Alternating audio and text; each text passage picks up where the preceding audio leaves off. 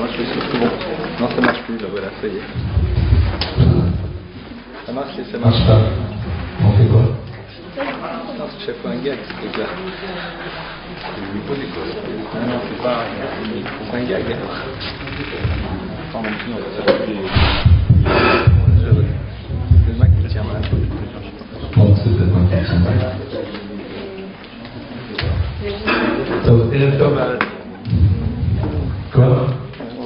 Comme ça. Ça marche. En top? Non, ça passe pas. Allez. Je vais le faire sans, hein. Ça ira? C'est bon, vous entendez? Allez, super. Ça m'obligera de mettre un peu plus d'énergie. Donc, Erev tout d'abord. Alors, le sujet de ce soir est un peu différent. Oui, bien sûr. D'ailleurs, il apparaît sûrement pour beaucoup de personnes comme étant moins concret, celui dont on a moins besoin au quotidien. C'est intéressant, c'est pour moi, je ne vais pas dire un test, parce qu'on ne joue pas à avoir des tests, mais je pense que dès le moment où on touche à ce qui a trait à l'univers de la spiritualité, dès le moment où on n'est pas dans l'univers de l'ultra concret, dès le moment où on n'est pas dans l'univers de comment faire pour qu'il y ait réussite, comment gérer les problématiques, eh bien souvent on va constater que les choses nous intéressent moins. Or, force est de constater que ce sujet-là, comment transmettre la foi à nos enfants, c'est au fond quelque part une réflexion sur qu'est-ce qu'on a véritablement envie de transmettre à nos enfants, et plus encore en amont, a-t-on véritablement envie de leur transmettre quelque chose qu'ils puissent transmettre à leur tour à leurs propres enfants. Alors, bien sûr, le terme de foi, c'est un terme qui est très vague, et vous savez que ce terme est d'autant plus vague qu'il n'a pas du tout la même connotation lorsque vous utilisez la langue hébraïque, l'hébreu, et on va retrouver tout de suite le terme en hébreu, et la traduction française. Tout le monde connaît cette expression, traduttore, traditore, c'est en italien, traduction, trahison. Dès le moment où je vais être dans l'univers de la traduction, c'est évident que le concept exact que je veux passer ne sera jamais exprimé de la manière la plus fine, en tout cas tel qu'il doit l'être transmis. Alors, on va s'arrêter tout d'abord sur le mot foi, et après on va réfléchir sur le mot transmission. Le mot foi en hébreu, c'est le terme de Emouna. Emouna, la foi. Alors, nos maîtres font remarquer que ce terme est bien une racine, et cette racine, tout le monde la connaît, on l'utilise de nombreuses fois dans nos prières, c'est le mot Amen. Amen, c'est ce terme que l'on prononce lorsque l'on entend entre autres une bénédiction, qui est comme une forme d'assentiment par rapport à ce qui a été dit précédemment. Mais ce terme, au fond, il veut dire quoi? Amen. Amen, c'est 3 lettres. Et avec ces 3 lettres, vous faites 3 mots. Le Aleph de Amen étant la première lettre du mot El, quel, Dieu. Le second, Mem, Melech, roi. 3e lettre, Nun, Ne'eman, en qui on peut avoir confiance. Quel, Melech, Ne'eman, Dieu, roi, en qui on peut avoir confiance. Et de là, nous voyons qu'au fond, la problématique de la foi, dans la Torah, dans le judaïsme, elle se retrouve d'abord à travers 3 dimensions fondamentales. La première, c'est le concept du divin. Le concept du divin, c'est quoi? C'est se poser la question de savoir si l'être créé révèle un créateur, si la création révèle une origine. C'est-à-dire arriver à installer à l'intérieur de soi-même une forme de certitude que tout être créé révélant un créateur, eh bien il est évident que l'univers révèle une volonté qui est celle de son créateur. Vous allez me dire super, génial, l'univers a une origine. Il y a ce que l'on appelle une volonté qui est à l'origine d'eux. Dans l'univers de la science, on dirait que c'est le point zéro qui précède le Big Bang, soit. Mais ça veut dire quoi concrètement? Tu dis, voilà, je crois en Dieu. Super. À la limite, ça mange pas de pain. Qu'est-ce que ça change à ta vie de considérer qu'en effet, il y a une origine aux choses? Et qu'il y a une origine à toutes les origines. Au fond, ça ne pose pas de problème. En vérité, pour le judaïsme, ça pose un vrai problème. Et ce problème, il est le suivant, c'est que s'il y a création, il y a volonté de création. Et donc s'il y a volonté de création, nécessairement il y a but. Et s'il y a but, étant moi-même être créé, je fais partie d'une histoire dans laquelle moi aussi j'ai un but et un objectif. Et là, ça devient plus ennuyeux. C'est la raison pour laquelle, à un moment, certains vont dire Dieu est mort. Traduction. Oui, en effet, on va considérer qu'il y a sans doute une origine A. Et une fois qu'on l'a posée, ça n'a plus d'incidence et d'implication dans notre vie. C'est-à-dire le concept du créateur, pourquoi pas, mais la dimension impliquante de ce que ça va mettre en place dans notre existence, alors là, sans doute pas. C'est au fond tout le problème de l'homme face à sa liberté. C'est tout le problème de l'individu qui, à un moment, devient sujet d'une histoire, et quelque part, eh bien, la base de la foi, elle commence d'abord et avant tout là-dedans. Ça veut dire que vous ne pouvez pas transmettre une foi si vous-même, si nous-mêmes, nous ne sommes pas capables de comprendre ce que ça veut dire pour nous. Qu'est-ce que ça implique pour moi de dire qu'il y a une origine aux choses? Et non pas juste qu'est-ce que ça veut dire, mais comment je valide ce que cela veut dire à travers une démarche concrète. Traduction. Vous savez qu'à un moment, le peuple d'Israël, on va y arriver bientôt, au moment de la révélation du Sinaï, le peuple juif va dire une phrase que les maîtres du Talmud considèrent comme étant une phrase absolument géniale. C'est quoi? Nas et venishma, nous ferons et nous comprendrons. Pardonnez-moi, mais a priori, la génialité de cette phrase, elle est surprenante. Nous ferons et après nous chercherons à comprendre. A priori, ça a l'air d'être un peu bizarre. Alors, dans l'univers de la philosophie, on considère qu'au fond, l'acte, c'est ce qui nous permet de nous placer dans l'épaisseur de notre connaissance. C'est-à-dire que je peux exprimer un concept, je peux exprimer une idée. Je n'intègre véritablement l'idée que j'exprime qu'à partir du moment où je suis capable de la traduire dans le monde de l'action. Et c'est là où véritablement je comprends, je sens véritablement l'idée qui est la mienne. Je vais le traduire de manière très concrète. Quand vous dites à quelqu'un que vous l'aimez, ce sont des mots. Comme disait l'autre dans ses chansons, parole, parole, parole. Ce sont des mots. Et les mots sont faciles à prononcer, ils sont extrêmement simples.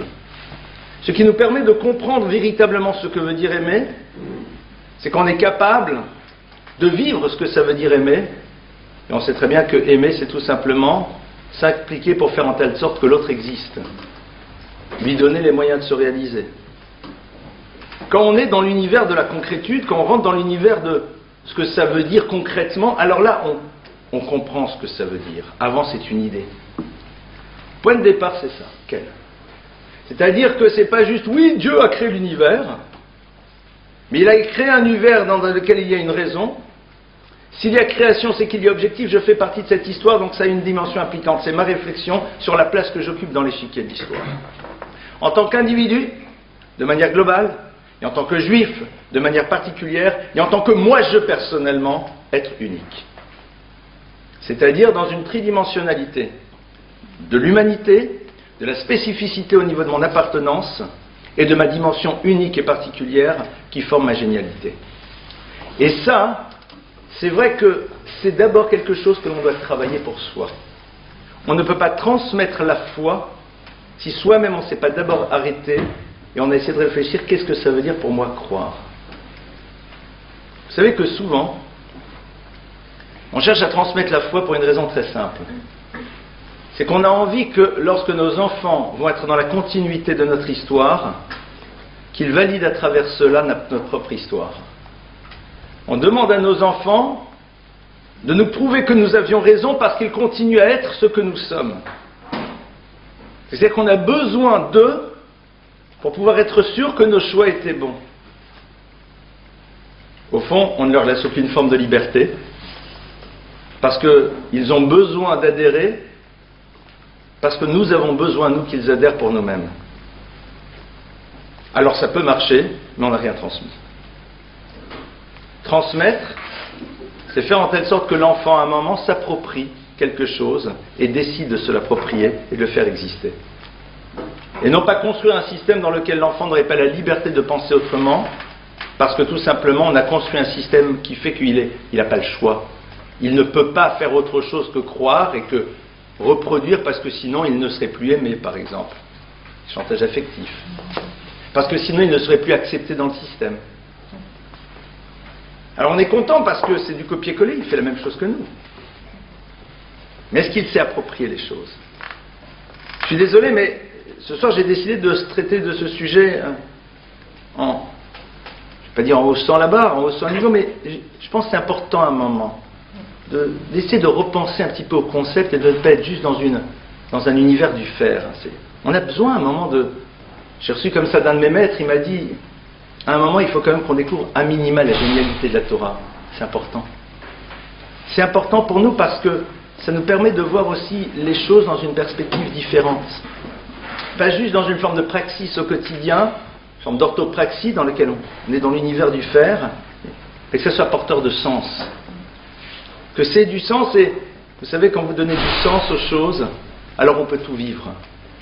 Relisez, je crois que j'en ai déjà parlé une fois ici, les ouvrages de Viktor Frankl, d'accord, sur donner du sens à son existence, la logothérapie, et c'est un petit peu ça au fond. Ça c'est quelle première dimension. Et donc immanquablement, se dire, mais en quoi aujourd'hui je cherche à occuper la place qui doit être la mienne sur l'échiquier de l'univers. C'est-à-dire, est-ce que j'ai défini d'abord ce que veut dire être un être humain? Est-ce que j'ai compris après ce que veut dire être juif? Et est-ce qu'après je suis prêt à découvrir ma dimension géniale et unique qui est la mienne? Et avec tout ça me dire quelle est la fonction que je dois remplir dans l'univers, quelle est l'attente que le Créateur a de moi. Alors vous allez me dire, de faire les mitzvot, de faire les commandements, c'est inexact. Les commandements, c'est le cadre dans lequel on s'inscrit. Et à l'intérieur du cadre, on construit quelque chose qui est unique. C'est-à-dire qu'on est tous en effet concernés par un cadre, il est identique. La finalité, c'est pas le cadre. Le cadre, c'est quelque chose que l'on installe, et à l'intérieur du cadre, on développe quelque chose de particulier et d'unique. Et ça, en effet, c'est un travail de vie. C'est un travail de vie. On va voir après, ça veut dire quoi dans le monde du concret. Seconde dimension, c'est Melech. Cette seconde dimension dans l'univers de la foi, c'est la Malchut. Dieu est roi. Vous allez me dire, ben enfin, entre vous et moi, entre Dieu et roi, je préfère être Dieu. Hein. Parce que les dieux, on leur coupe pas la tête. On ne les guillotine pas. On ne les met pas au placard de l'histoire. Donc pourquoi on dit Dieu, mais roi? Attends, pourquoi roi? En Melech belo am, disent nos maîtres, il n'y a pas de roi sans peuple. La seconde dimension, dans la foi juive, dans cette Emouna, c'est d'accepter la relation verticale qui existe entre nous et le Créateur de l'univers. Mais réaliser que sans nous, il n'est plus roi de l'univers. C'est-à-dire que de manière un peu paradoxale, nous avons autant besoin de lui que lui a besoin de nous. C'est ce qui s'appelle construire une relation de proximité. Et vous savez que cette relation de proximité avec Dieu, on la vit tous les jours de multiples fois. Quand on dit des bénédictions et qu'on dit Baruch Ata Hashem Elokeinu Melech Haolam, béni sois-tu Dieu, roi de l'univers. Mais on tutoie Dieu. Cette dimension dans laquelle on tutoie Dieu, c'est vrai que tu es Melech, mais tu es roi, mais si moi j'étais pas là, si je n'étais pas sujet, tu ne pourrais être roi. Donc au fond, il y a une relation totalement verticale, mais néanmoins une sorte de proximité qui se construit. La foi, c'est faire en telle sorte que Dieu ne soit pas à l'image de ce que d'autres religions ont fait, complètement là-haut. Le texte nous dit, Bashamaim emalu alaretz mitachat. Il est dans les cieux, mais il est aussi sur terre. Mi kashem elokenu hamakbil hashavet hamashpili lirot bashamaim uvaretz. Qui est comme toi, Éternel, dit le texte des psaumes. Hamakbil hashavet, qui est extrêmement élevé, hamashpili, mais qui est capable de descendre et de se retrouver dans l'univers qui est le nôtre. Vous savez qu'au niveau des symboles, c'est intéressant de voir que l'univers des cathédrales et des églises ont toujours des flèches extrêmement élevées vers le ciel. Vous pensez que c'est juste un problème architectural? Au niveau du concept, c'est Dieu c'est là-haut. Dieu c'est là-haut. D'ailleurs, c'est pas pour rien que ceux qui vont le servir doivent s'extraire de la réalité du monde. On va dans un monde dans lequel on fait abstraction de la partie essentielle de nous-mêmes, c'est-à-dire de la sexualité. Parce que justement, Dieu ne peut être. Alors que justement, dans la Torah, c'est exactement le contraire. C'est là où il se trouve, puisque c'est un acte de création par excellence. C'est là où Akadosh Baruch Hu se trouve, puisque on est à ce moment-là, nous aussi, créateurs. Et il est présent. Melech. Meler, c'est donc savoir qu'à un moment, dans la foi juive, il y a cette dimension de Malchut. La Malchut, c'est quoi? C'est la dimension de la royauté, Meler Beloham. Je me soumets à sa volonté, la relation est verticale, mais je tutoie Dieu, parce que lui, sans moi, n'est plus roi. Donc on est dans cette dimension un peu paradoxale dans laquelle, il y a à la fois, on a une forme de révérence par rapport au Créateur, mais en même temps une telle proximité, c'est ce que l'on appelle tutoyer Dieu. Troisième chose, Néhéman. Néhéman, au fond, c'est celui auquel on peut avoir confiance, et au fond, c'est sans doute là où se joue une des parties les plus complexes qui soit. Vivre dans une relation dans laquelle on ne comprend pas véritablement le fonctionnement de l'autre. Qu'est-ce qui fait que l'on arrive à perdurer dans l'histoire? C'est qu'on arrive à vivre avec des questions sans réponse. Mais on pose des questions. Et on cherche les réponses. On ne considère pas que les choses sont un mystère. Le mystère de... Non, pas du tout. Ça n'existe pas. Mais quand on était jusqu'au bout de notre exploration, quand on était jusqu'au bout de notre questionnement, quand on a cherché à élaborer toutes les réponses possibles, et que de manière ultime, il y en a une qui n'est plus là, alors néanmoins, on continue à croire. C'est-à-dire que on est quand même dans ce désir de comprendre Dieu. On est dans cette envie de le rendre intelligible. On est dans ce désir de le rendre pour nous compréhensible, parce que étant dans une forme de logique humaine. Et puis parfois on comprend parce qu'on se met en perspective et on a l'impression qu'on arrive à appréhender un petit peu quel est l'enjeu, qu'est-ce qui se passe. Vous savez, un petit peu à l'image de l'enfant qui un jour comprend qu'au fond, l'attitude parentale était exclusivement pour son bien, même si au moment où il la vivait, il la voyait comme étant quelque chose de pesant et de lourd dans ses interdits, dans ses cadres, dans ses limites. Alors, à un moment, nous aussi, on arrive à comprendre que, au-delà de l'exigence de Dieu, il y a quelque chose qui se construit à l'intérieur de nous. Quand la Torah nous demande d'être dans la maîtrise de nous-mêmes en permanence, ce n'est pas juste pour nous enfermer dans un carcan quelconque, mais au contraire pour nous donner la liberté du choix de nos mouvements par la suite. Je ne suis pas soumis à mes pulsions, à mes désirs, c'est moi qui les contrôle, c'est moi qui les organise. Mais quand on m'oblige à... c'est difficile. Néhéman, mais j'ai confiance. J'ai confiance parce qu'on sait très bien qu'à un moment dans l'histoire, il y a des choses qu'on ne comprend pas. Le peuple juif est passé par des événements très lourds et continue de passer par l'incompréhensible de l'histoire. Parce que la dimension la plus incompréhensible de l'histoire, c'est qu'on essaie d'être des caméléons pour les sociétés, c'est-à-dire d'être à l'image de ce qu'ils attendent de nous pour pouvoir être enfin aimés d'eux. Se rapprocher, eh bien dès au moment où on se rapproche, on se prend une claque, on dit « ça ne te dérange pas, pas trop près ». Au passage, cette idée-là, on la retrouve dans le concept fondateur du judaïsme qui est le Shabbat, qui commence par le Kiddush et qui continue par la Havdalah. Le Kiddush, c'est quoi? La sanctification. On commence par sanctifier, mais on s'appelle qu'à un moment il y a une Havdalah. Et s'il n'y a pas de Kiddush, il y a une Havdalah, c'est-à-dire qu'à un moment, si on ne décide pas d'exister à travers une démarche de sanctification et d'élévation, eh bien on se verra exister à travers la problématique de la séparation qui se retrouvera immanquablement dans notre histoire. Toutes les tentatives que le peuple juif a fait dans l'histoire, toutes les contorsions que l'on a fait, tous les renoncements à l'identité et à la génialité de nous-mêmes pour pouvoir être acceptés par le concert des nations, amènent systématiquement au même résultat.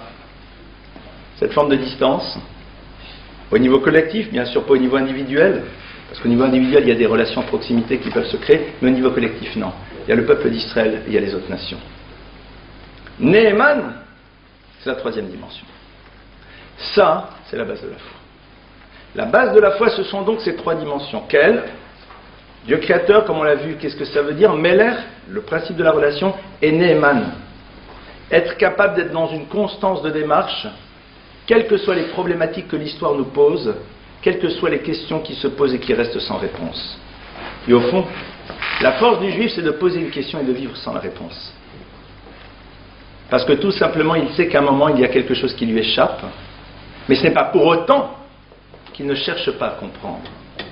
C'est-à-dire, on ne fait pas abstraction de notre capacité d'appréhender les choses, on décide qu'on a peut-être cette possibilité de les comprendre. Peut-être.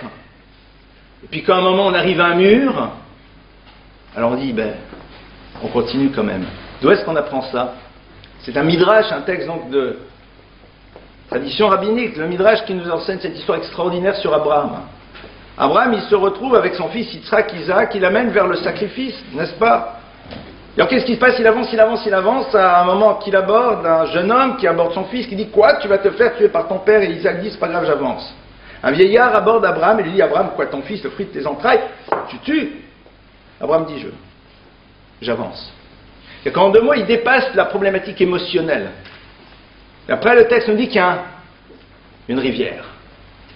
Et Abraham ne voit pas de gué, ne voit pas de pont, comment je fais pour avancer? Alors il va dans l'eau. Et il va dans l'eau, et l'eau, elle monte, elle arrive jusque là. Et à ce moment-là, Abraham dit une phrase, il dit, Dieu, je t'en supplie, sauve-moi. Parce que l'eau est arrivée à un point inimaginable, je ne peux plus avancer, et l'eau disparaît. Et les maîtres du Zohar de la Kabbalah nous expliquent et nous disent que l'eau profonde symbolise au fond la démarche intellectuelle. Abraham a réussi à s'affranchir de l'univers de l'émotion. Mais Abraham a un problème, c'est ce qu'on appelle la contradiction de Dieu. Abraham dit, comment puis-je avancer dans une démarche dans laquelle Dieu est en train de se contredire? Il m'a dit d'un côté que Yitzhak sera ma descendance, et de l'autre côté il me demande de le détruire.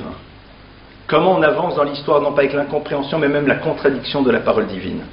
Et Abraham essaye. Et il avance. Et à un moment, c'est jusque là. À un moment, il dit, j'y arrive pas.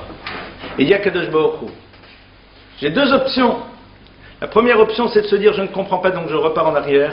La seconde, c'est de dire, maintenant, l'histoire, elle t'appartient. C'est-à-dire, je te demande de me donner la capacité de vivre et d'avancer en sachant que j'aurai une question qui sera sans arrêt, sans réponse.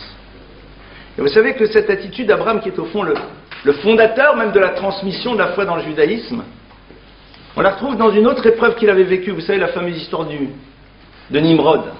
Nimrod, c'est quoi? C'est ce roi qui lutte contre Abraham. Nimrod, qui vient de la racine Mered. Mered, c'est la révolution. C'est celui qui se révolte contre le divin. Se révolter contre, c'est accepter, mais refuser. Parce que si je me révolte contre, c'est que j'accepte celui qui est en face, mais je refuse son existence, et je ne veux pas qu'il ait de place dans mon existence. Dans la révolte contre Dieu, on dit Dieu. C'est pour cela que la pire des choses, c'est comme chantait l'autre, tout sauf l'indifférence. Parce que dans l'opposition à, eh bien, celui à qui je m'oppose, je le fais exister à travers mon opposition. Et qu'est-ce qui se passe? Nimrod dit à Abraham, mais Abraham, tu vas dans la fournaise. Et le Midrash dit qu'Abraham, jusqu'à présent, Dieu ne s'est pas révélé à lui.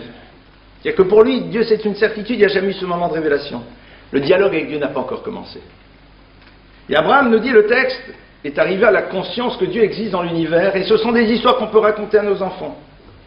Parce que ce que je vous dis avec vos mots, vous pouvez le retraduire. Abraham s'est retrouvé dans l'univers, il a vu l'univers comme quelqu'un qui se promènerait dans une forêt, et qui brusquement voit un superbe palais, merveilleux, au fin fond d'une forêt dans les Carpates, là où vous voulez. Endroit improbable, un palais merveilleux, totalement illuminé. Et Abraham a dit, rien de balabaït la biresse.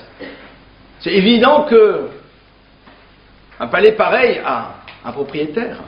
C'est évident qu'il y a quelqu'un. Quand Abraham s'est mis en distance par rapport à l'univers, l'a vu dans sa beauté, dans sa génialité, qu'aujourd'hui on découvre de plus en plus à travers les progrès de la science, la dimension tellement fabuleuse de la nature. Abraham n'a vu que la nature dans sa dimension un peu plus poétique, j'ai envie de dire. Les arbres, les fleurs, le vent, les souffles, c'est merveilleux si on réapprend à voir les choses. Et Abraham dit, c'est un palais merveilleux dans une forêt sombre. C'est évident qu'il y a quelqu'un derrière. Et Abraham donc commence sa démarche, et puis Nimrod lui dit, ben Abraham, exit. Tu rentres dans la fournaise. Et Abraham avance. Mais là, à ce moment-là, Abraham, il a un problème. Il dit, la logique voudrait que, maintenant, Dieu doit intervenir. Parce que si le but de la création, c'est que l'être humain révèle le Créateur, si le but de la création, c'est que l'être humain révèle le Créateur, parce que c'est ça le but de la création. Et on révèle le Créateur à travers le fait qu'on lui montre ce qu'est l'être créé. Alors maintenant, si je suis le seul qui peut révéler le Créateur, je dois vivre. Donc normalement, le tonnerre de Zeus, enfin, ça doit s'arrêter cette histoire. Nimrod, ça doit se bloquer. Et qu'est-ce qui se passe, dit le texte? Abraham, il avance. Et il ne se passe rien. Et il met le pied dans la fournaise. Et le Midrash dit une phrase, mais ce qui est incroyable. Il y a Abraham, en mettant le pied dans la fournaise, il dit la phrase suivante, V'chi en balabait labira. Serait-ce à dire qu'il n'y a pas de propriétaire au palais? Mais alors si tu te poses la question, pourquoi tu avances? Repars en arrière. Abraham dit, l'expérience qu'il est en train de vivre dans la logique humaine semblerait vouloir dire qu'il n'y a personne. Mais la conscience aiguë que j'ai des choses fait que je sais qu'il y a quelqu'un. Et il rentre. Et à ce moment-là, dit le Midrash, la révélation commence et Dieu lui dit « Ani balabira ». Je suis le propriétaire du palais. C'est-à-dire qu'on est ici à un moment cardinal, fondateur de ce que va être la foi juive qui va se perdurer dans l'histoire. La capacité que vont avoir les membres du peuple d'Israël tout au long de l'histoire, dans les pogroms, dans les inquisitions, dans les bûchers, dans les révolutions, de continuer à vivre, soumis à toutes ces violences, à cette incompréhension de l'attitude de l'autre, que rien ne justifie, rien. Eh bien, c'est justement ce qu'Abraham a inscrit à l'intérieur de nous à ce moment-là. C'est, j'ai presque envie de dire, une forme de génétique juive, avec ceci de particulier, c'est que dans cette génétique, n'importe qui peut rentrer. Donc elle n'est pas sélective. Parce que dès le moment où quelqu'un s'imprime dans l'histoire du peuple juif, ou prend sur lui les lois noachides, même s'il n'est pas juif, eh bien il pénètre cette génétique. Elle n'est pas le peuple élu comme certains ont voulu le dire, mais c'est un peuple dans lequel chacun peut décider de s'élire s'il le veut. Ça, c'est peut-être les premiers éléments sur lesquels il serait intéressant de réfléchir nous en tant qu'adultes. C'est évident que ce que je vous dis, vous le savez. Mais j'ai essayé de le dire avec mes mots. Et ce qui est important, c'est la émouna, la foi, c'est quelque chose qui se travaille. C'est pas quelque chose qu'on a posé à un moment comme étant une forme de postulat, et après on a dit je crois, je suis juif, puisqu'ici on parle de Torah, donc il faut faire les mitzvot, donc je fais les mitzvot, yallah, tournez manège. C'est quelque chose qui se développe, c'est quelque chose qui se renforce, c'est quelque chose au fond qui se travaille, parce que plus on travaille sa émouna, plus la vie est vécue de manière différente. Le quotidien n'a plus la même saveur, parce que tout simplement on est en contact. Et ce contact on l'a, non pas parce qu'on va se retrouver à l'intérieur d'un ashram, dans une forme de méditation métaphysico-spatio-temporelle, on va être en contact à chaque moment de notre existence.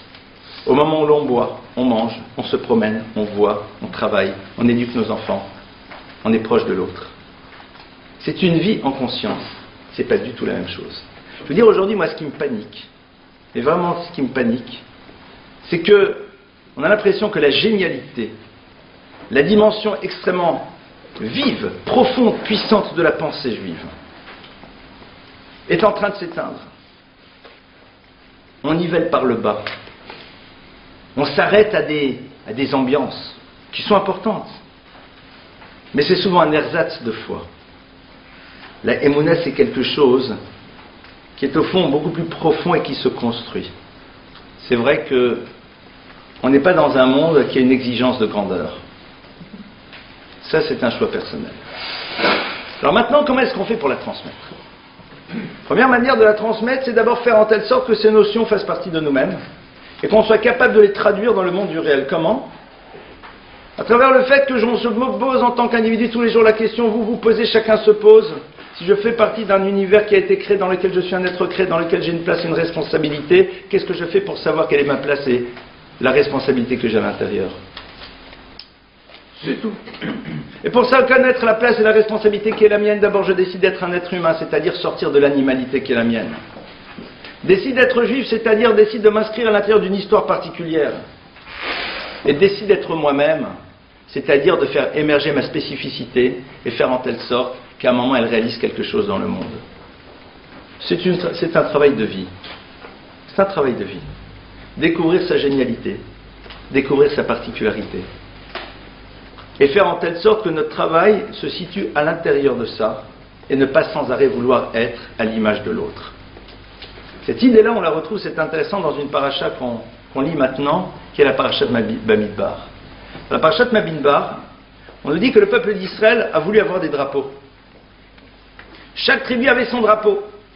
Alors il y a ici des choses merveilleuses. Cette histoire banale des drapeaux, elle est extraordinaire quand vous pénétrez l'univers du Maharal de Prague. On va arrêter sur un point juste. Rachid dit, et la Gemara nous dit que pourquoi ils ont voulu avoir, les tribus avaient l'air des drapeaux de Galim, parce que quand la révélation a lieu, le Sinaï, ils ont vu que tous les anges, les centaines de milliers, les milliards, les myriades d'anges qui descendaient avaient aussi des drapeaux. Et il y a marqué Hit à vous. Ils ont eu un désir, mais la tava, c'est le désir, c'est là, c'est pas là. Envie eux aussi. Je veux un drapeau. J'ai l'impression qu'on est au Ghana. Ils ont voulu avoir des drapeaux. Qu'est-ce que c'est ce texte? Il y a ici bien sûr plusieurs idées, j'en partageais une.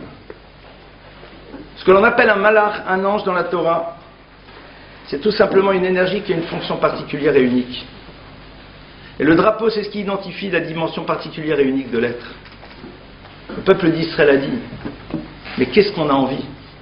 Chacun d'entre nous, au niveau individuel, et après à travers nos différentes dimensions collectives, après dans la globalité du peuple d'Israël, mais d'abord chacun d'entre nous, d'être totalement ce qu'il doit être et rien d'autre. À l'image de l'ange qui lui ne peut pas être autre chose. Mais nous, cette liberté que l'on a de devenir autre chose que ce que l'on aurait pu être. Qu'est-ce qu'on a envie de ça? Qu'est-ce qu'on en a envie? Qu'est-ce qu'on a envie de vivre dans ce bonheur d'être en résonance parfaite entre ce que l'on peut être et ce que l'on est réellement? Et que ça soit une forme de résonance parfaite, c'est génial. C'est le nirvana, c'est le bonheur absolu à chaque moment de l'existence. De tendre en permanence à être ce que l'on peut être. À s'inscrire à l'intérieur de son projet, vivre pleinement ce que l'on doit réaliser. Vous allez dire, mais ça veut dire quoi? Je vais vous donner une explication, entre autres, qui nous permet de ramener ça à une réalité très concrète et pragmatique. Les maîtres de la Chassidoute, entre autres, je crois que le Baal HaTanya l'enseigne quelque part, nous sommes dans le 14e chapitre, disent la chose suivante.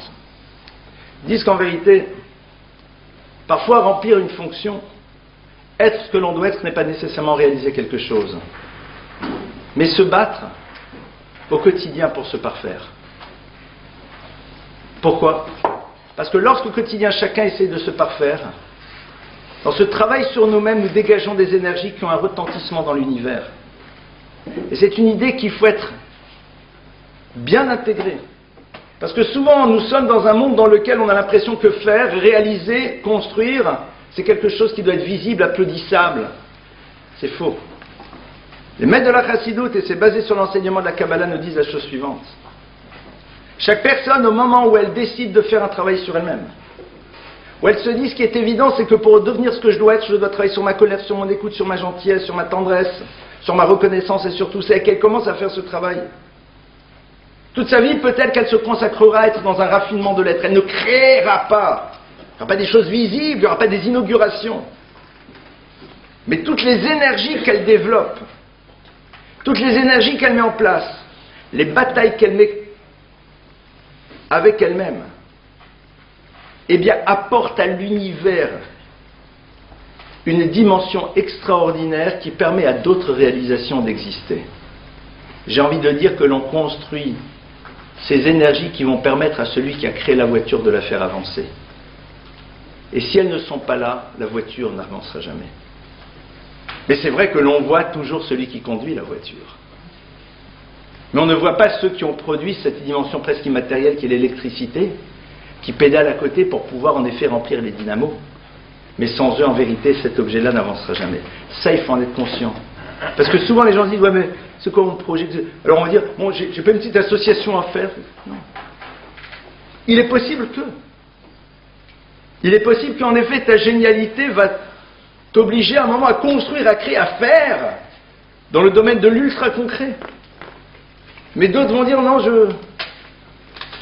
et tu ne te rends pas compte qu'à travers le travail que tu fais sur toi-même, il y a ce que l'on appelle des bénéfices collatéraux dans les univers que tu traverses. Et ces bénéfices collatéraux ne sont pas toujours visibles, mais ils sont bien présents.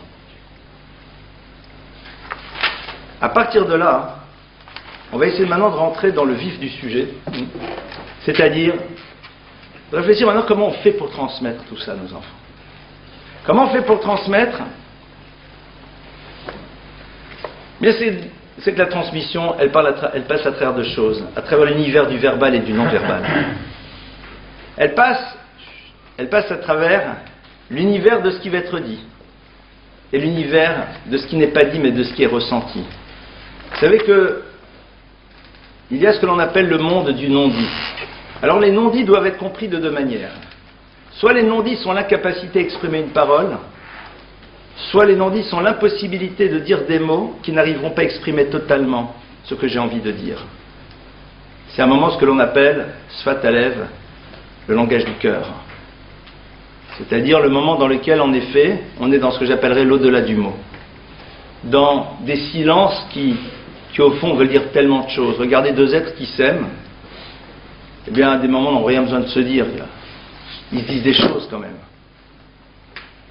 Alors, il y a ce que l'enfant va entendre, et il a besoin d'entendre des mots, il a besoin d'entendre des paroles, il a besoin d'entendre de la part de ses parents c'est quoi pour eux la relation à la foi.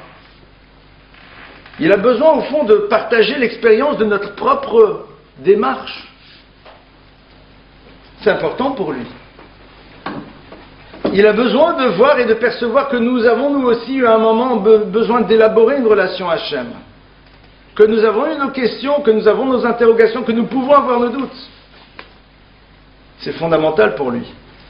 Parce que sinon, il aura l'impression qu'en ayant des doutes, il est en rupture, et comme il aura l'impression d'être en rupture, il ne posera jamais ses questions, et des questions que vous ne posez jamais sont souvent à terme des prétextes qui vous permettent de fuir les univers dans lesquels vous êtes.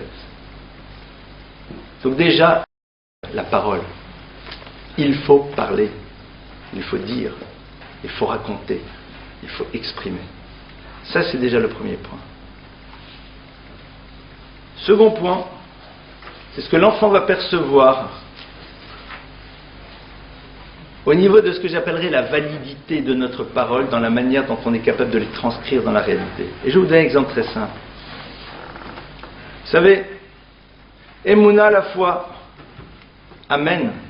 Mais si vous allez un petit peu avant, Amen, vous avez quoi les deux premières lettres de Amen? C'est Aleph Mem. Aleph Mem, c'est quoi? C'est M, c'est la mer. Et j'ai entendu d'un de mes maîtres, le Rav Bronstein, l'idée suivante, qu'au fond, la base même de la Emouna, elle va passer à travers la mer. Et pour une raison très simple. C'est que l'enfant est prêt à entendre la parole d'une mère, parce que tout simplement, cette mère, il a confiance en elle, parce qu'elle ne l'a jamais trahi, du moins on l'espère. Parce que lorsqu'il avait soif, lorsqu'il avait faim, lorsqu'il était sale, elle était là, elle était présente. Et c'est la raison pour laquelle c'est la parole de la mère qui va avoir un impact, parce que je ne peux pas imaginer que celle qui ne m'a jamais trahi va me dire des choses qui peuvent me faire du mal. C'est vrai que si on a trahi, alors il y a de fortes chances que notre parole n'ait plus d'impact. C'est-à-dire que ce que la mère exprime, dans la relation qu'elle-même a avec le Créateur de l'univers, et comment est-ce qu'elle l'exprime? De manière toute bête parfois, à travers ses mains qui se posent sur les yeux au moment où elle allume les lumières de Shabbat. Mais ce n'est pas juste un geste rituel, c'est un moment de prière, dans lequel l'enfant voit que maman est en train de parler à quelqu'un qui n'est pas visible mais qui semble être fort important. La preuve, c'est la concentration qui est la sienne. Et je ne peux pas imaginer que celle en qui j'ai une totale confiance parce qu'elle ne m'a jamais trahi puisse me faire voir des choses qui sont du domaine du faux et de l'inexact. Et donc c'est la raison pour laquelle à ce moment-là les choses passent. Et après ça va passer par la parole du Père. Mais mesdames, la parole du Père a du poids. Si en effet la mère a appris à montrer à l'enfant qu'elle a confiance dans la parole du Père. Parce que l'enfant est prêt à donner du poids à la parole de celui en qui sa mère, en qui lui fait totalement confiance, fait elle aussi confiance. On ne peut pas demander à un enfant de donner du poids à une parole qui a été dévalorisée par celle en qui il fait lui confiance. Ça veut dire que nous, les hommes, notre travail à nous, c'est de faire en telle sorte qu'en effet, le regard que nos épouses nous portent va faire que notre enfant donnera du poids à notre parole parce qu'elle-même lui en donne. Et on est dans un mouvement de relation permanente là-dedans. C'est pas simple. C'est au passage l'aventure du couple. C'est ce que certains ont appelé la danse du couple. Avec différents mouvements, mais jamais oublier qu'il y a autre chose qui se joue dans le monde de la relation. Il y a autre chose qui se passe. C'est-à-dire que derrière, au fond, la manière dont on se retrouve ensemble, l'enfant voit en effet qu'il y a un lien réel, et celle en qui je fais totalement confiance parce qu'elle ne trahit pas, donne du poids à celui qui s'appelle le Père, et donc dans ce cas-là, sa parole peut avoir du poids pour moi aussi, parce que tu lui donnes du poids. Et on n'est pas juste ici dans une dimension technique, on est dans une dimension de perception et de ressenti. Nos enfants ne sont pas fous, ce sont des buvards, ils perçoivent, ils ressentent parfaitement les choses. C'est un travail à faire. C'est pas simple, mais c'est quelque chose qui est fondamental. À partir de là, dans l'ultra concret, la transmission de la foi, elle va passer aussi à travers quelque chose qui est capital dans la Torah, qui est un vécu relationnel dans la relation avec Dieu qui tourne autour de la joie. Rappelons-nous du verset. Le verset nous dit Tachat asher lo avata et Hashem elokecha besimcha. Lorsque malheureusement la Torah nous annonce des moments sombres dans l'histoire du peuple juif et qu'elle veut nous alerter sur ce qui peut être à l'origine de ces moments-là, elle nous dit ce n'est pas parce que tu étais nécessairement dans la transgression, mais tout simplement tu n'as pas servi le Créateur besimcha dans un état de joie profonde. Et c'est quoi la joie? C'est pas l'ambiance. La joie, disent nos maîtres, la véritable joie, c'est quand tu n'as plus de doutes, c'est quand tu les as réglés. Quand on a réglé nos doutes, quand on a construit des certitudes, alors lorsque l'on fait les choses, on les fait pleinement, totalement, on se laisse aller. Si on vous dit que cette piste de ski ne comporte aucune bosse et que vous pouvez la descendre les yeux fermés, et que vous avez une certitude, vous y allez les yeux fermés. Et c'est une autre manière que d'être dans l'angoisse permanente, peut-être qu'il y aura un problème.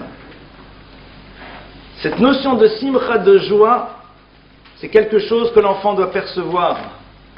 L'enfant doit ressentir ce que Neher a appelé le dur bonheur d'être juif. L'enfant a besoin de réaliser ô combien se lever le matin pour aller prier, même si c'est parfois une bagarre avec son oreiller et son réveil matin, soit, mais ce sont des victoires qui nous font plaisir.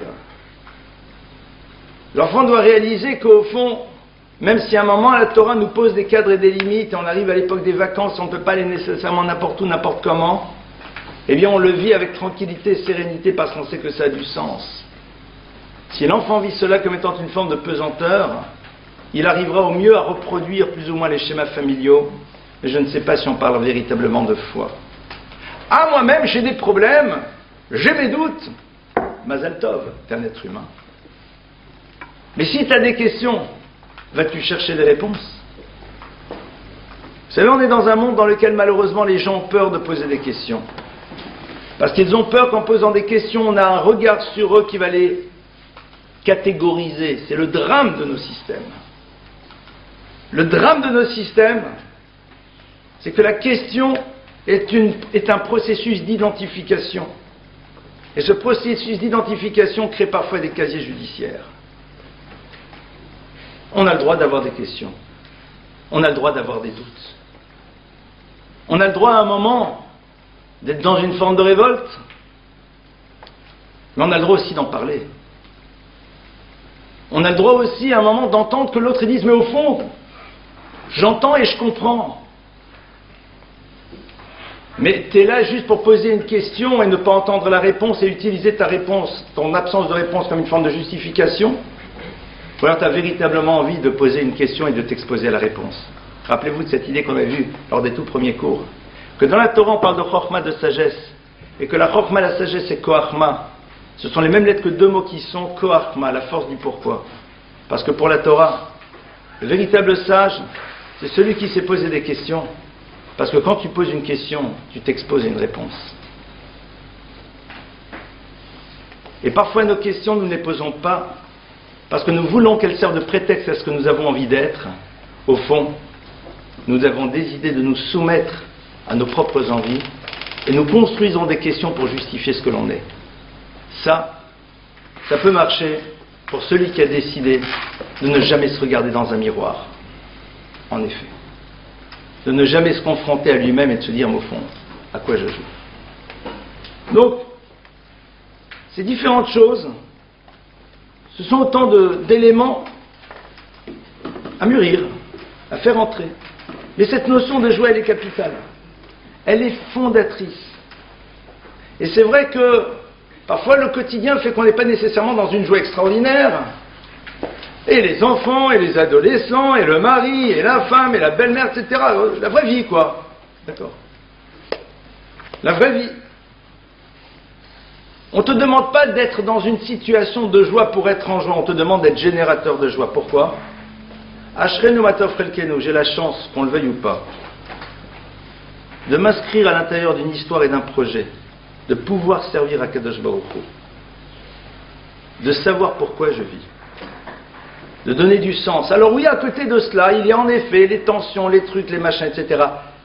Mais cette notion de foi, elle permet de poser un regard différent. Et quand vous posez un regard différent, vous avez un positionnement différent. Et quand on a un positionnement différent, alors on vit les choses différemment. Et quand on les vit différemment, alors on peut les régler. La Emouna, c'est un changement de perspective. La Emouna, c'est ce qui nous permet à un moment de voir les choses mises à vide Shona, d'avoir d'autres hypothèses de compréhension des événements. Et je vous donne un exemple très simple. On a tous des petits bobos au quotidien, pas très graves, des petites situations. Celui qui a un ma'amine, celui qui a de la foi se dit, mais quel est le sens que je vais donner à l'événement ? Et quand je donne du sens à l'événement, alors celui-ci veut dire autre chose. Lisez ce livre. Relisez Viktor Frankl, c'est passionnant. C'est très intéressant, c'est un juif autrichien qui s'est observé à Auschwitz, qui s'est regardé vivre à Auschwitz. Un homme qui a une histoire passionnante et qui a une histoire extraordinaire et qui, en sortant d'Auschwitz, se retrouve un jour dans un champ merveilleux avec le soleil et qui se met à genoux et qui commence à dire des psaumes. Pourquoi ? Parce qu'elle avait réussi à continuer à donner du sens. C'est pas simple, mais c'est dans le domaine du possible. Alors bien sûr, je vous rassure tout de suite, on prie tous les jours pour ne pas vivre d'épreuves. Mais les épreuves, ce n'est pas nécessairement des catastrophes. À partir du moment où on a de la Emouna, on décide de voir les choses autrement. Ça ne veut pas dire qu'à l'instant T, ça ne nous énerve pas. Ça ne veut pas dire que sur place, ça ne nous stresse pas. Ça ne veut pas dire que nécessairement il n'y a pas de désagrément et de choses qui nous posent problème. Mais le Ma'amin, il dit, à un moment, je décide quel est le type de regard que je vais porter sur les choses. Et cette manière d'être et de vivre, c'est ce que nos enfants vont pouvoir percevoir et ressentir chez nous. Et c'est ça, au fond, qui va leur permettre à eux de s'approprier cette notion de Emouna, cette notion de foi. Après, bien sûr, il y a de l'étude, il y a du texte. Il faut ouvrir. Vous savez, aujourd'hui, en plus, on a en français tout ce qu'on veut, c'est-à-dire on n'a même plus l'alibi de dire « je ne parle pas hébreu » ou « je suis très très mauvais ». On a du sous-titrage dans toutes les langues. Relisez, aujourd'hui il y a des livres merveilleux du Rav Tauber qui est sorti récemment, qui existe en hébreu et en anglais. Il y a plein de livres, plein d'ouvrages, différentes factures, certains sont ultra moyens, d'autres sont plus intéressants. Mais il y a un moment, on décide d'investir, on en parle, et c'est quelque chose dont on parle. Je vais encore rajouter quelque chose. Transmettre la foi à nos enfants est difficile aujourd'hui dans un monde ultra-matérialiste. Dans un monde dans lequel, vous le savez, l'expression est bien connue, dans lequel on a décidé de conjuguer le verbe heureux avec le verbe avoir en oubliant qu'il se conjugue avec le verbe être. Pas simple. Pas simple. Surtout quand nous-mêmes aussi on fonctionne comme ça. C'est surtout quand nous-mêmes on est dans une forme de contradiction entre le savoir que nous avons que heureux c'est être Mais au quotidien, ce que nous faisons pour être heureux, c'est en cherchant à avoir. L'autre jour, j'ai vu un spectacle qui m'a assez bouleversé. J'étais dans un endroit en France dans lequel il y avait quelque chose pour les jeunes. Et là-bas, ils avaient décidé d'amener une vedette de jeunes, juive de son état. Et ce monsieur, un blanc-bec de 25 ans, pourquoi je dis blanc-bec? Parce que j'ai appris à ne pas regarder juste de loin, mais de voir de près le regard, et quand vous voyez que quand quelqu'un parle à des enfants, il a d'abord pris une dose pour pouvoir leur parler, vous dites « Ouh là là, qu'est-ce qui se passe ?» Excusez-moi, des formations professionnelles. Et moi, j'ai vu quoi? Alors j'ai vu des pauvres boutchous qui sont là. Hein? Super. Mais j'ai surtout vu des adultes qui sont les parents qui étaient là, de la même manière. Modèles funestes et violents. Qui sont nos modèles? Qui sont nos références? On va révéler à l'enfant, et on va se révéler à soi-même, ce à quoi on croit à travers ce que l'on admire. Et ça, c'est au fond quelque chose de très très concret. Vers qui on court? Qui on applaudit? Qui sont nos modèles et nos références? C'est quoi pour nous les symboles de la réussite? 22 bonhommes qui courent derrière une balle? Quelqu'un qui est capable de faire comme ça devant une caméra? Quelqu'un qui, à force d'insanité, est capable de s'imposer sur le devant de la scène? Celui qui est capable à un moment d'arriver avec quelque chose qui donne l'illusion de la richesse, c'est-à-dire de l'éphémère de celle-ci? Qui applaudissons-nous véritablement? Et là, il y a quand même quelque chose d'extrêmement concret sur lequel on peut travailler. Je ne vous demande pas d'applaudir les grands rabbins, ni les vieux thaumaturges et autres sages, mais de réfléchir tout simplement pour nous, c'est quoi un Adam? C'est quoi l'expression de l'Adam, du Adam, de l'humain, dans sa dimension parfaite? Et à partir de cela, savoir si nous cherchons à l'identifier et si nous le voyons, est-ce qu'on l'admire? Non pas dans une forme d'admiration béate, ouais, il est super, mais en disant voilà, c'est ça. C'est pas monsieur machin, on s'en fiche, hein. C'est pas monsieur X, monsieur X, on s'en fiche. C'est ce qui est véhiculé. C'est ça un Adam. C'est vers ça que j'ai envie d'aller. Pas lui ressembler, surtout pas parce que la Torah c'est pas un système de copier-coller. C'est-à-dire que, voilà, quand on rencontre des gens tout simples. Mais ces gens qui sont là véhiculent des valeurs de droiture, d'honnêteté, de justice, d'écoute, de compassion, de vérité. On dit, ah, il y a quelque chose qui touche, il y a quelque chose qui vibre. Alors là, on est aussi dans la transmission de la foi. Parce que nos enfants savent parfaitement ce à quoi on adhère à travers les mouvements inconscients que l'on a vers certains modèles ou vers d'autres. On ne nous demande pas d'être dans un mépris, on nous demande tout simplement de savoir quelle est notre relation aux choses, qui va nous amener à être dans une forme de distance, voire d'indifférence, soit de désintérêt pour quelque chose qui véhicule tout ce qui est contraire à ce qu'est l'expression du Adam, dans sa dimension première, c'est-à-dire un être fait à l'image de Dieu. Et ça, on peut commencer à faire le travail maintenant, ce soir. Vous savez, ça passe sur des choses très simples. Pourquoi les magazines traînent-ils chez nous à la maison? Qu'est-ce qu'ils véhiculent entre vous et moi? Des histoires que l'on n'a pas besoin de connaître, des sagas qui de toute façon n'ont aucun intérêt, quelques médisances au passage, quelques photos borderline, et là je suis encore soft. C'est quoi le plus? Pas grand-chose. Ah, j'ai besoin de lire un article qui m'intéresse, why not? Une fois que tu as fini de le lire, pourquoi tu lis le reste? Ça t'intéresse? Entre toi et moi. Ça t'intéresse? Qu'est-ce qui t'intéresse? Savoir que l'autre, il en est à son 4e divorce et que le 3e, il a truandé. Ça change quelque chose à ta vie. Si ça t'intéresse, ça veut dire qu'il t'intéresse. Parce que s'intéresser aux faits et gestes d'un individu, ça veut dire que cet individu est intéressant pour moi. Pourquoi ça m'intéresse? Et là, on rentre dans le monde de l'ultra concret. Ça y est, on est descendu là, on n'est plus au début de la conférence. Là, on essaye de là.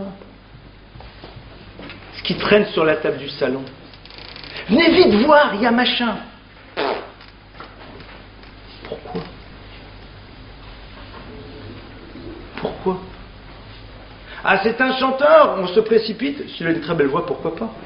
Nous avons envie de passer un moment délicieux, en compagnie de quelqu'un qui a une voix extrêmement harmonieuse, qui va nous faire en effet rêver, ou alors passer un moment agréable au niveau artistique.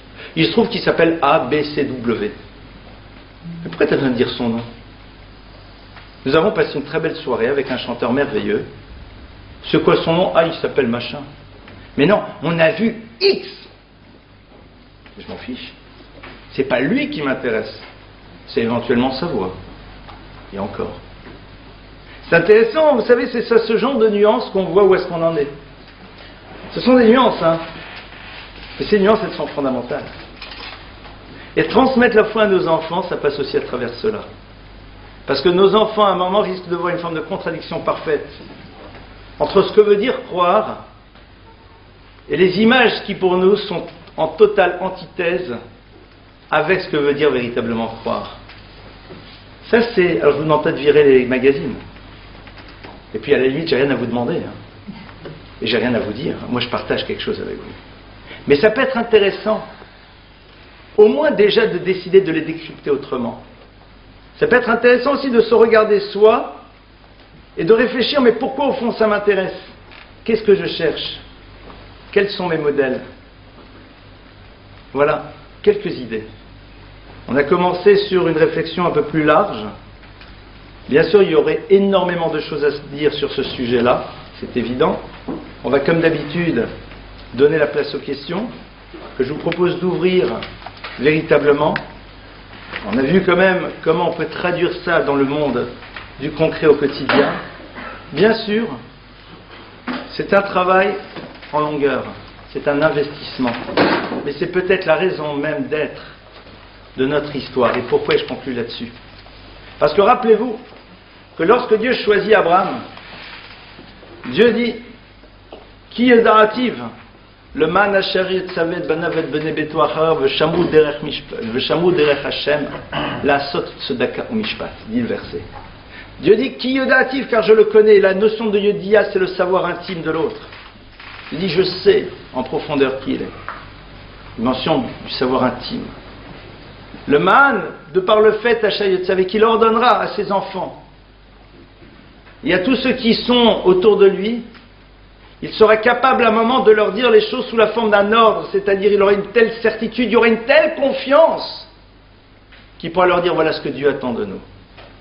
Veshamrou, ils garderont, et le terme de shomer, on l'a déjà vu ensemble, nous renvoie à l'idée de l'importance. C'est pas juste qu'ils garderont techniquement. Shomer, c'est les mêmes lettres que le mot Rochem et Morish.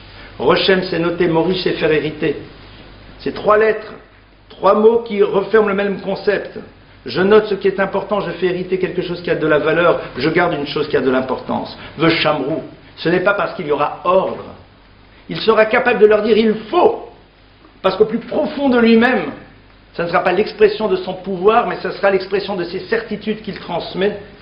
Et à ce moment-là, si cet ordre n'est pas le désir d'imposer mon pouvoir et ma volonté, mais tout simplement l'expression du désir que j'ai de transmettre ce que je crois profondément, veshamrou. Non pas ils feront veshamrou, ils se l'approprieront, ils lui donneront aussi de l'importance. Et ça sera quoi la dimension suivante? La asot, tzedaka ou mishpat. Pour faire tzedaka, ce qui s'appelle la justice ou mishpat, et une autre forme de justice, je ne développerai pas maintenant, c'est quoi ces 2 termes? Ah, vous allez me dire, comment se fait-il que des enfants qui ont grandi dans des univers dans lesquels, en effet, ce que l'on vient d'exprimer était du domaine du quotidien, ont pu parfois prendre leur distance par rapport à leur judaïsme? Et c'est là où on est face à la liberté de l'homme. Tu peux avoir grandis dans les univers qui t'ont permis de toucher de près et de ressentir profondément ce que voulait dire la foi, ça ne t'a pas nécessairement conditionné. Et ça te garde, ça te donne encore cette liberté de dire non. C'est quelque chose de fou. Alors bien sûr, remarquez que parfois les prises de distance dans la relation à Dieu ne sont pas nécessairement liées à des problématiques de foi, mais beaucoup plus à des problématiques relationnelles. C'est parfois un désir de positionnement dans la relation au père ou à la mère ou à la famille ou au couple ou au système.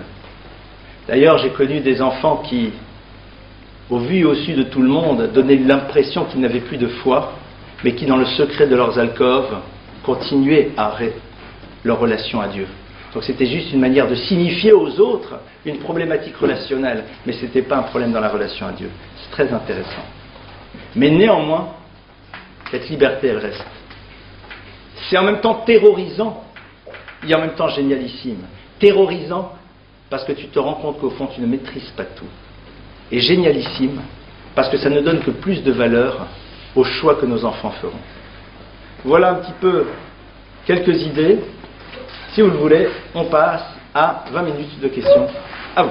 Allez, on y va. On peut rentrer dans de l'ultra concret. L'aïmouna, est-ce que c'est forcément la résultante d'une transmission 100%? Parce que je me rends compte des fois dans mes enfants qu'il y a des enfants qui ont une émouna naturelle et qu'il y a des enfants qui ont beaucoup plus de difficultés justement à adhérer à l'aïmouna. Il faut vraiment leur expliquer les choses, etc. Et des enfants qui vont vers Hachem avec une facilité, limite, on croit que c'est une naissance naturelle. Alors, je crois que souvent cette différence est beaucoup plus liée à la problématique que les enfants ont sur la dimension impliquante, c'est-à-dire sur l'univers des règles que ça génère. Parce que si vous dites aux enfants, vous savez, Dieu existe, il vous aime et vous aurez des cadeaux, à la limite, ça ne mange pas de pain. Why not? Mais quand l'enfant voit très bien que derrière la relation à Dieu, il y a les mitzvot, et qu'il y en a certains qui n'aiment pas trop, parce que j'ai pas envie, je veux faire ce que je veux. Une vraie personnalité, ça ne veut pas dire que les autres n'en ont pas. Donc lui il dit, bon alors si je mets de côté le bon Dieu, je suis plus obligé de l'écouter, c'est pas mal, c'est détente, je peux aller sur mes vidéos et aller me manger un McBurger. Traduit très rapidement. Donc à la limite, on met de côté ce qui est à l'origine d'un système d'exigence. Ça c'est parfois cela. Parfois aussi l'enfant confond la relation à Dieu avec la relation à la mère ou au père. Et donc, mais si vous signifiez qu'à un moment, il a envie de vous dire zut, mais il dit zut à Dieu, comme ça vit à Dieu, je te dis zut à toi. C'est plus simple de dire zut à Dieu et que tu comprennes que c'est à toi que je parle. Parce que parfois dire l'autre zut en face, c'est compliqué. Donc il faut faire très attention de faire en telle sorte que les enfants ne confondent pas le bon Dieu avec les parents. C'est-à-dire, en deux mots, les phrases dans la série, tu sais, tu dois faire, c'est très important et moi je ne suis pas d'accord et tu te rends compte, non. Si les enfants voient qu'on devient père fouettard via la religion, c'est dramatique. C'est l'instrumentalisation, et si c'est l'instrumentalisation, il y aura cristallisation de la problématique relationnelle sur la religion. C'est ce qu'on voit souvent dans les couples d'ailleurs. On cristallise d'autres problèmes sur le phénomène religieux. Donc il faut décorréler, et parler de Dieu comme étant celui qui lui a dit à lui, mais celui qui est le vecteur de transmission, c'est moi. Il dit, tu sais, le bon Dieu, il t'a dit qu'au fond, il faut faire des mitzvot. Après, c'est entre toi et lui. Il faut faire preuve d'un peu d'humour. De temps à autre, le gars, s'il vous fait une bénédiction, ça s'appelle TGV, Tefila grande vitesse. On le regarde, on lui dit, ce qui paraît, Dieu comprend toutes les langues. Ben, encore heureux, parce que sinon, ça aurait été difficile pour lui. Faites passer le message. Mais pas, tu te rends compte, c'est très grave. Alors le pire, c'est, Dieu, il est très fâché. J'ai 4 ans, et je peux le fâcher. Waouh, je suis bon, hein?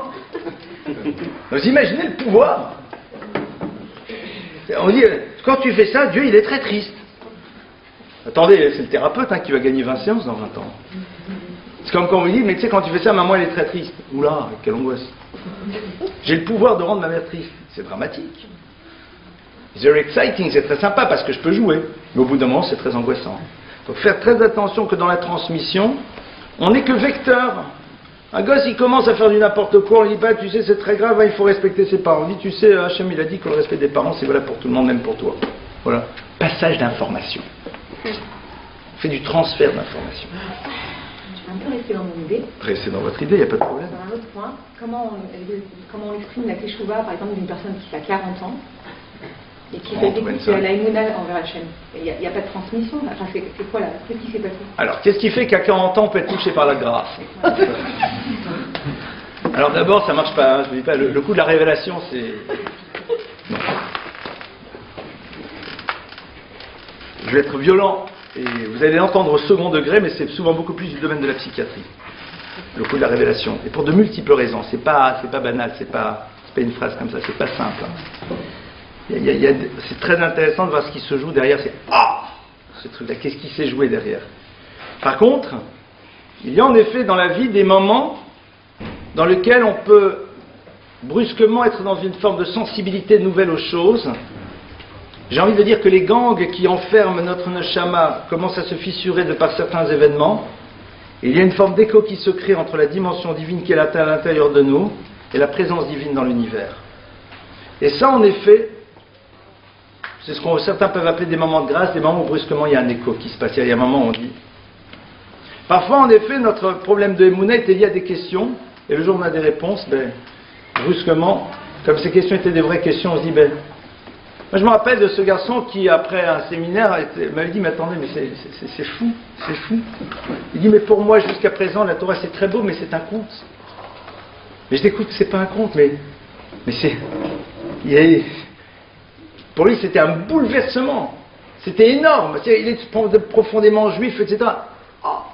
C'est pas conter les gens d'Israël. C'est pas juste des histoires, c'est une histoire. Il ne faut pas oublier que parfois souvent les personnes sont en distance parce que tout simplement on leur a créé des schémas radicalement faux.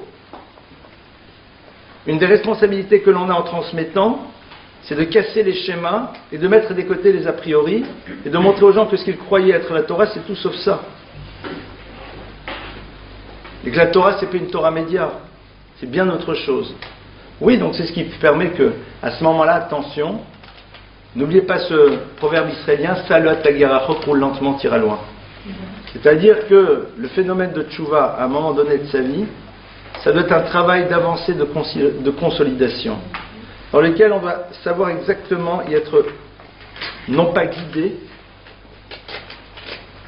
oui guidé, mais dans le premier sens du terme. Parce que vous savez qu'un guide ne vous dit pas où vous devez aller. Vous lui dites où vous voulez aller et il vous aide à y accéder. Quand vous allez au bureau des guides à Chamonix, vous ne leur dites pas je dois aller où. Vous voulez aller où, monsieur? Là, tenez, on va vous dire quel est l'équipement. Vers où tu tends, vers où tu veux aller. Et à partir de cela, il faut faire très très attention, et ça c'est des phénomènes, de ne pas tomber dans ce que j'appelle, de ce qu'on appelle en hébreu tchouva de gafour, la tchouva de l'allumette, c'est-à-dire le retour de l'allumette. C'est pas le retour de l'allumette, c'est pas un titre de film, je vous rassure tout de suite. En hébreu, ça a beaucoup de saveurs. C'est quoi une allumette? Ni lak, ni sraf, ni achachor, vachakachakum. Traduction française. Ni lak, ça s'allume. Ni sraf, ça brûle. Ah, c'est génial. Ni achachor, ça devient tout noir, black and white. D'accord? D'accord, vous voyez le loup. Religieux, pingouin. Mais après, quand l'allumette s'éteint, elle est tordue. Ça, c'est dramatique. C'est-à-dire que, faire très attention que derrière une tchouva, il doit y avoir la construction de l'être. Et si dans la tchouva, on n'est pas capable de créer au même moment une colonne vertébrale, on risque de se retrouver un peu coincé par la suite entre des phénomènes de culpabilité par rapport à ce que l'on ne veut plus être. Il y a un désir malgré tout de continuer à l'être. Et avec s'il y a en plus des enfants là-dedans, une obligation de dire des choses auxquelles on n'arrive pas totalement à adhérer encore soi-même. Ou alors on va dans les extrémismes. Parce que l'extrémisme me rassure. Parce qu'il me fait exister en étant contre les autres et donc j'ai une identité. Et là-dessus, vous savez, aujourd'hui, il faut quand même, on a le droit de réfléchir. Le 11e des 10 commandements, c'est halte exil, sois pas un imbécile. Je me rappelle de ce maître un jour qui a dit à un camarade qui lui dit, c'est marrant, avant quand tu n'étais pas religieux, tu réfléchissais, qu'est-ce qui fait que depuis que tu as décidé de faire tchouva, tu as arrêté de penser? On a le droit de penser, on a le droit de réfléchir. Halte exil, ne sois pas un imbécile. On a le droit de penser, on a le droit de réfléchir. Alors ne soyons pas dans le jugement de l'autre, l'autre il a son histoire. Mais on a le droit d'être dans une observation pour savoir qu'est-ce qu'on peut en prendre de cette histoire. Autre question? Oui. Bonsoir monsieur, j'ai une question en tant que non juif. Bien sûr. Je suis arrivé dans cette cette assemblée grâce À une amie. à la compagne. Je me permets de vous questionner sur la manière dont, en tant que non-juif dans l'histoire occidentale, dont je fais partie comme vous, Complètement. il est possible de me rapprocher de vous sur un plan culturel et sur un plan religieux, le cas échéant. Je pensais à travers la culture que j'ai de la philosophie occidentale à deux moments. Une première école médiévale, Bien sûr. en particulier la théologie négative, avec Descartes et Nicolas de Cuise. Une deuxième époque, beaucoup plus moderne, avec Nietzsche, qui, dans les deux cas, me semble un chemin possible pour vous comprendre mieux, à travers, en premier lieu, le fait que ces théologiens médiévaux se sont rapprochés peut-être de l'entendement que vous avez de Dieu grâce à une forme d'élimination progressive de tous les prédicats, en particulier chrétiens même. Saint Thomas d'Aquin et autres, bien sûr. Et en second lieu, à travers la notion de joie, dont Nietzsche était philosémite, contrairement à ce que l'histoire a voulu nous faire. Ça, c'est encore un grand débat, mais bon, elle ne va pas rentrer là-dedans. Et je voulais savoir si dans ce contexte nietzschéen, la notion de gai savoir, la notion de, finalement, de faire sortir le potentiel divin que nous avons en nous en tant qu'individus, était un chemin possible pour nous en tant que non-juifs ou chrétiens, tenter de se rapprocher de vous. Alors, j'entends ce que vous dites.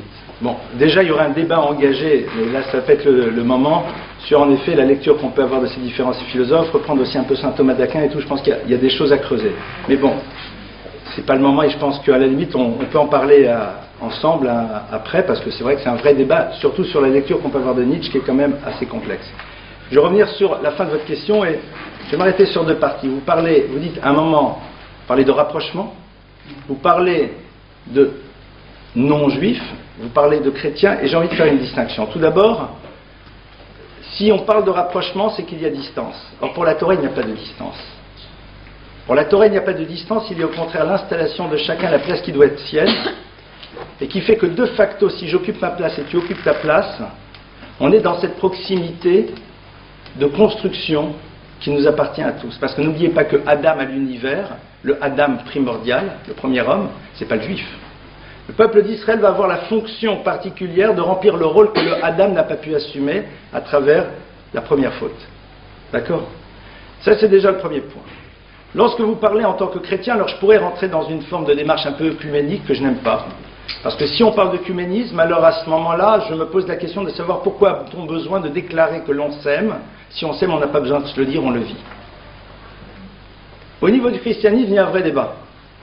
Clairement, sur les concepts fondateurs de la Trinité, sur les concepts du bon Dieu, c'est-à-dire qui nous donne cette forme d'alternative à quelque chose d'autre. Alors bien sûr, on sait même que dans l'univers chrétien, il y a là-dessus aussi différentes écoles, et à un moment quand même quelque chose qui s'apparente dans la tradition juive à quelque chose qu'on appelle Avodazara, c'est-à-dire, et vous allez l'entendre au second degré, l'idolâtrie, c'est-à-dire de le moment où il y a incarnation. Après avec les problématiques des textes et de la confrontation aux textes, vous savez qu'il y a un livre passionnant sur la lecture juive des évangiles, qui est au fond les textes du Talmud censurés sur l'histoire justement du début du christianisme. Et c'est passionnant. Vous savez que j'ai des textes du Talmud sur lesquels en latin, alors je vais vous faire grâce de le dire en latin parce qu'avec ma prononciation ça serait une catastrophe, sur lesquels vous avez en page de garde expurgé de tout ce qui fait insulte à la religion chrétienne. C'est très intéressant. Donc il y a ça. Maintenant il y a la dimension de l'homme. Et cette dimension-là, le Talmud en parle. Le Talmud nous dit Minaïm, d'où savons-nous, c'est dans le traité Makot, page 3. Avodazara, pardonnez-moi. Minaïm, d'où savons-nous que même un non-juif, qu'un non-juif, qui, au sec, qui se préoccupe de Torah, c'est-à-dire qui est à l'écoute de la parole divine qui s'adresse à lui, Shehu, qu'il est que Kohen Gadol comme le grand prêtre étant ici le symbole de la dimension la plus proche de Dieu à travers sa fonction particulière dans le peuple d'Israël, chez Nehemar, parce qu'il y a marqué dans un verset de la Torah, Ele ha-mitzvot, voici les commandements Ashayase ha-adam vachai. Voici les commandements que l'humain fera et il vivra. Et le Talmud de dire, Il n'y a point parlé ici ni d'Israélite, de Lévi ou de Cohen, mais de l'humain. Et donc on voit bien qu'à ce moment-là, on se retrouve sur le point de départ de mon propos qui était de dire notre responsabilité à un moment c'est de se poser la question de savoir quelle est notre place à remplir sur l'échiquier de l'histoire. C'est ce qu'on appelle les Setouan Wahid. Donc c'est pour cela que pour moi l'idée du rapprochement n'a pas de sens parce qu'elle voudrait dire qu'il y a distance. Alors que de toute façon il y a toujours une distance irréductible entre les êtres parce que l'univers de la fusion n'existe pas même dans le couple. C'est que la Torah dit que Davak Beishto, on se colle à son épouse. Et quand vous êtes collé à quelqu'un, vous gardez votre identité et elle garde son identité. Mais on est dans une relation de proximité et on épouse l'autre dans le sens premier du terme. C'est intéressant, donc c'est le texte de la Torah Davak. On est collé à l'autre, on épouse l'autre et que mon mouvement a un impact sur l'autre. Mais on garde notre identité propre. Il n'y a pas cette dimension de fusion, parce que sinon il y a disparition. Donc voilà un petit peu en point de départ. Alors c'est vrai qu'après, toute la relation aux non-juifs, au fond, dans la Torah, elle est posée de manière très, très intéressante, parce qu'on a ces textes, en même temps, il y a le rapport à l'adhésion du non-juif aux valeurs de la Torah en s'y inscrivant pour mettre en place une autre dimension dans son existence, sur laquelle la Torah dit, pourquoi pas, mais dit, mais au fond, sache que déjà dans ton histoire, tu peux remplir la fonction qui doit être la tienne. Maintenant, tu as envie de t'inscrire dans quelque chose d'autre, tu en as la liberté. Mais pourquoi tu ne décides pas d'abord de t'inscrire totalement dans ce que tu dois être pour pouvoir justement porter l'humanité?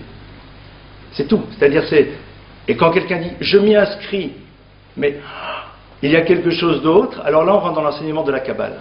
Pas de la Kabbale, c'est pas vrai. On retrouve ça dans la Kabbalah, mais la Gemara, le Talmud nous le dit.